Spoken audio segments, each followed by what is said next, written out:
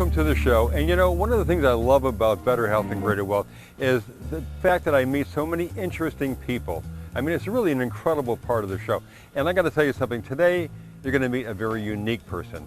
And I say that in all the best words I can possibly muster, because this is a guy who literally thinks beyond his age and has the touch of a grandmaster. So what am I talking about? I'm talking about a guy by the name of Jim Grosser, of Grosser Cutlery. And you know what? He is a bladesmith. Let's meet Jim.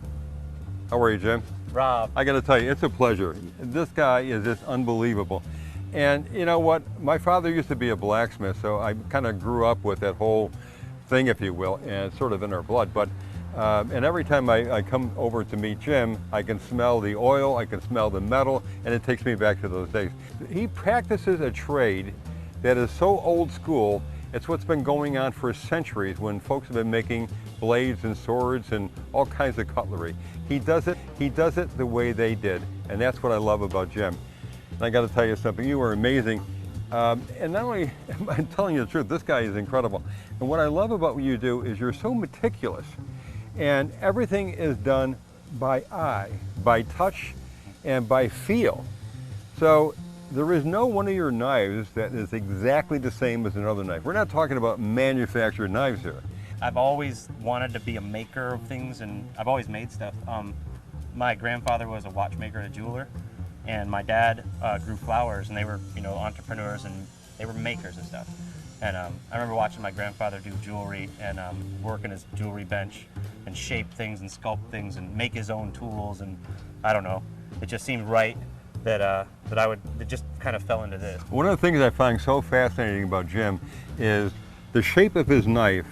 He actually borrows from the shape of an airplane. It's got a sense of aerodynamics to it. Is that correct? The actual shape is more bird inspired, and so this is an osprey, and if you look at an osprey's wings and the size, osprey. I love this. The size of they're all birds of prey. So there's a sparrowhawk and an osprey and an eagle and a condor. But if you look at the wings, condor being the largest one, by the way. Yeah, it's big slicer. It's big. He actually starts with a piece of metal, and then he has templates, and he draws on this metal, if you will, with a magic marker, the basic shape of the knife, and from there it goes into what I call magic land. It's just incredible. Yeah, so I cut it out, and then I'll profile it on the grinder until it's about the right shape, but it's still not a knife at this point. It's just a flat block of annealed steel that needs to get heat treated. So at that point, we go in the backyard and get a really hot, hard wood charcoal fire, blow a lot of air into it with a blower. When he says he's going to go in the backyard and he's going to heat this thing up to what, 400? 475. 475. Yeah. So I've asked Jim, I said, well, how do you know when you've reached that temperature? As it expands and it becomes superheated, it starts to glow, and it becomes like a cherry red, and an even cherry red where all of the carbide molecules are very expanded. And at that point in its superheated state, it's very soft and brittle. You could literally bend it in half. And so what we do is we take it at that state, and I check it to make sure it's all non-magnetic, because the superheated state is a non-magnetic steel. And I grab it with tongs and I plunge it into vegetable oil.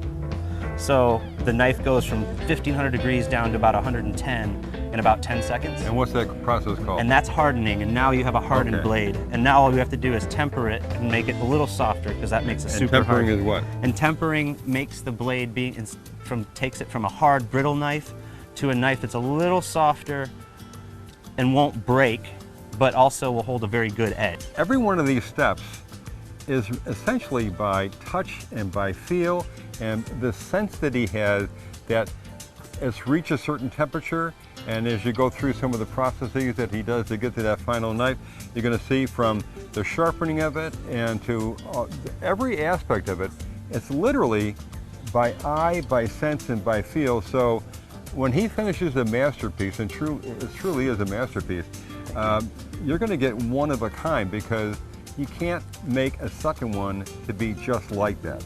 So each knife is what I call has a personality to it. It truly is something that you can buy with a lot of pride, if you will, that you're getting into something that is been around for ages.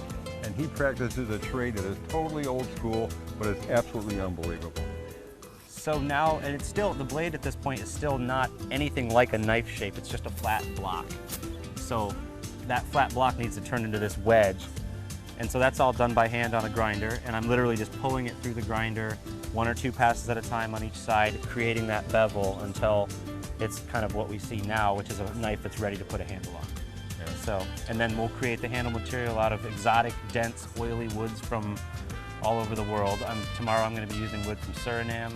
So folks, we're going to be back in just a little bit because I'm going to have Jim join us at the Better Health and Greater Wealth Kitchen, where we're going to show you how his finished knife can really work in action. We're going to be cutting all kinds of interesting food and so on, and talking more about Jim Grosser and Grosser Cutlery and all the wonderful things that he does, which is handmade cutlery.